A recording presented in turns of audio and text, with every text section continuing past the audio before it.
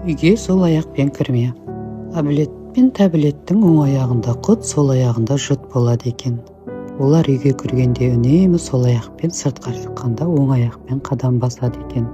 Соның кесірінен үйін жұт жайлап, құты далаға қашып, береке дарымапты.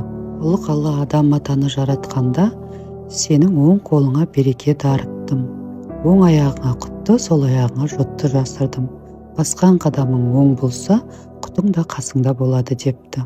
Содан бастап адам ата ұрпақтары жолға шыққанда, үйге кіргенде, бір іске бекінгенде оң аяқпен бісміллә деп бастайтын болыпты. Киімді де оң жақпен киіп, сол жақпен шешеді екен. Сәлемдескенде де береке болсын деп оң қолын ұсынады. Енді бір қадам аңыздарда Ұлы Құдай о баста тозақты жаратпақ ниетте емес екен деп баяндалады. Әбілет пен Тәбілет үйге сол аяқпен кіргенде тозақ пайда болған деседі. Жаратушы екеуінің оспадарсыз іс-әрекеті мен жағымсыз бұзық ниетіне қарай тозақты жаратып